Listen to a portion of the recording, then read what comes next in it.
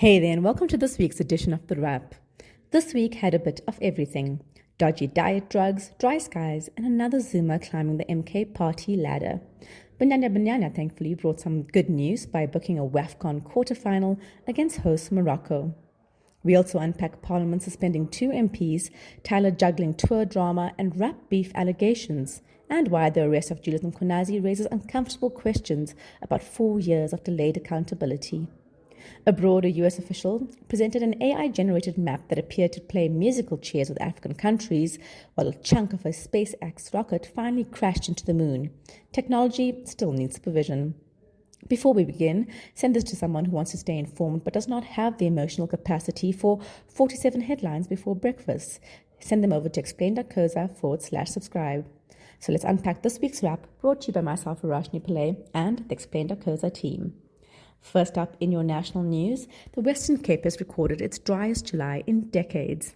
The province recorded just 14.4 millimeters of rain last month, the lowest July figure since 1958. The South African Weather Service is urging people to use water sparingly.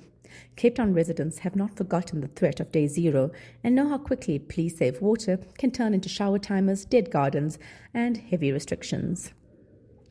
Parliament has suspended NCC leader Fadil Adams and MK Party MP David Skosana. Adams will miss 20 sitting days after publishing a DA staff member's contact details on Facebook. Skosana will miss 15 sitting days for intimidating Newsroom Africa journalist Nasipi Same.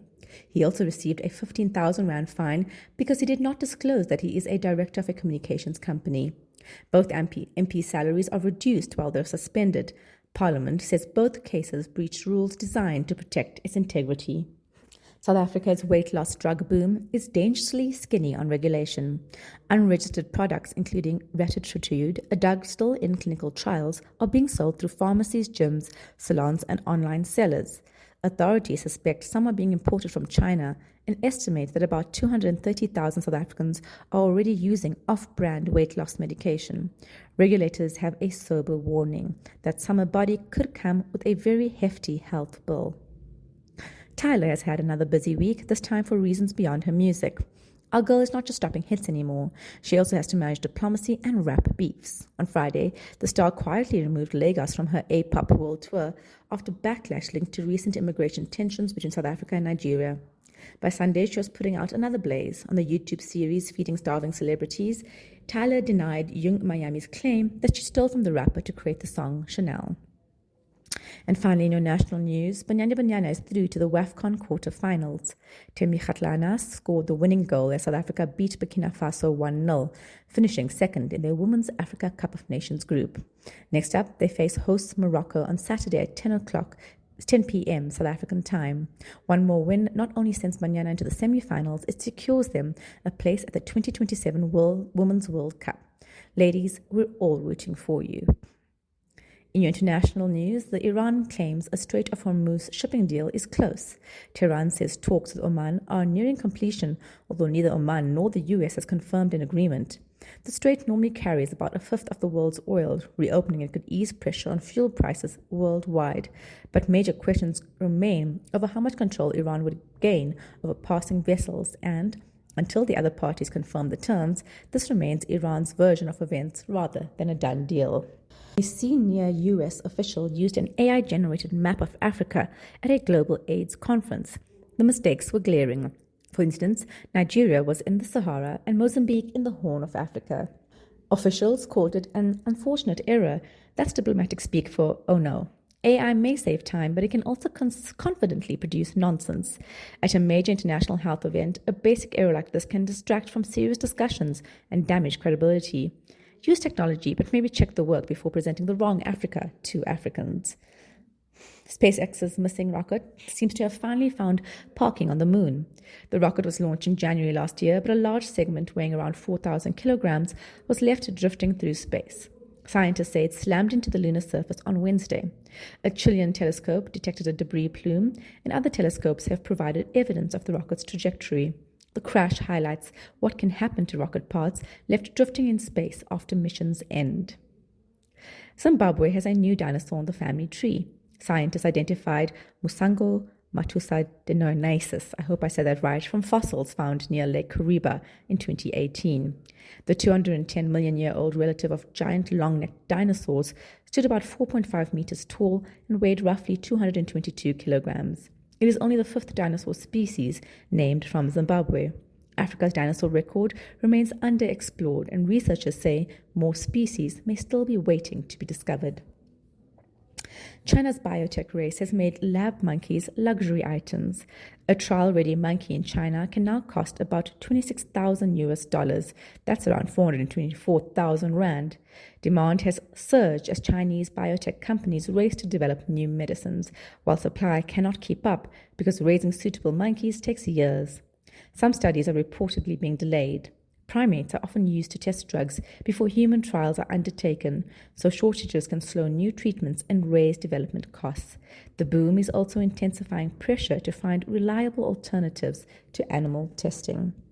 Onto our big story, the arrest of suspended Ekurhuleni Metro Police Deputy Chief Julius Mkhwanazi and 4 others may look like the justice system is finally in motion, but it also reveals how long it stood still. The Independent Police Investigative Directorate arrested Mkhwanazi and 4 others on Wednesday, 5th August, in connection with the murder of Brakpan businessman Emmanuel Mbense. They are expected to appear in the Brakpan Magistrates Court on Thursday on charges of murder and defeating the ends of justice. Mbense disappeared after police allegedly raided his home on the 14th of April 2022. His body was found the following day at Spar Water Dam in Duduza. The immediate question is whether prosecutors can prove who killed Mbense and who helped dispose of his body.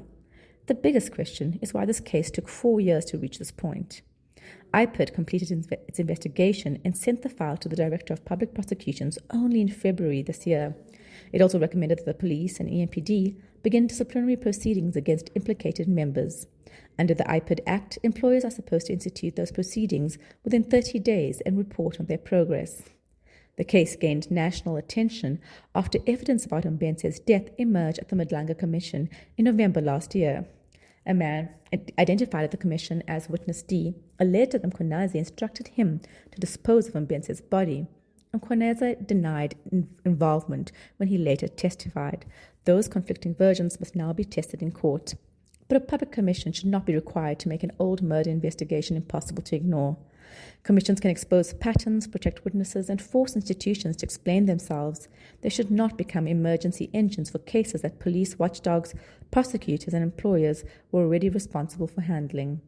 The arrests are therefore not proof that the accountability system worked.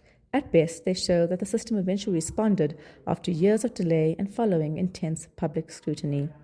Real accountability must go beyond putting 5 people in the dock. Authorities should explain the investigative timeline, disclose whether disciplinary action was taken, and examine whether anyone in management ignored warnings or protected colleagues. Mbense's family has waited 4 years for movement. The accused deserve a fair trial, but the institution involved also owes South Africans an answer. Why did alleged police wrongdoing require a police commission before consequences became visible? MK party leader Jacob Zuma has swapped one twin out for another. Barely 2 months after his daughter and so-called founding member Dodgy Zuma was booted from the Umkhonto Wesizwe party, her twin brother has been given prime position. Jacob Zuma appointed his son Duduzane Zuma as the party's first deputy president on Tuesday, placing him second in command. He replaces John Hlophe, who remains MK's parliamentary leader in the National Assembly. Tony Yengeni stays on as second deputy president. The party also removed national chairperson Nkosinathi Nhleko and Deputy Secretary General Nomsa Dlamini, replacing them with Mxolisi Pakati and Lindiwe Mtshali. MKP says the changes will strengthen the organization and consolidate its structures ahead of the local government elections. But Duduzani's appointment raises a curious question. Is MK developing leaders through democratic party structures, or is Jacob Zuma choosing a successor? Duduzane has never held elected public office or served in parliament. His previous attempt at party politics was his party All Game Changers, which he formed after leaving the ANC. The party did not make it onto the national ballot in 2024 after failing to comply with electoral requirements. This does not automatically make him unqualified.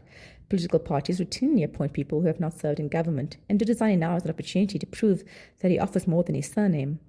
But legitimacy becomes harder to establish when the person handing you power is also your father.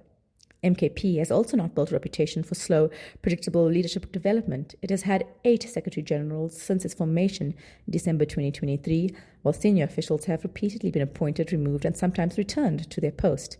The party argues that these changes are part of building a young organization. Critics see an institution whose leadership depends heavily on Zuma's personal decisions. The latest reshuffle strengthens that criticism. Zuma also dissolved the presidential task team and instated a strategic presidential team under his direct leadership last month. Political analysts say bringing the designer in could help create unity before the elections, but it also concentrates more authority around Zuma and those he trusts most. MK says it wants to remake South African politics, but before voters trust it with the country, it must prove that leadership is earned inside the party, not inherited inside the Zuma clique. That's it from us at The Wrap, an award-winning product of Explain.co.za. Simple news summaries for busy people. Till next week, goodbye from the team.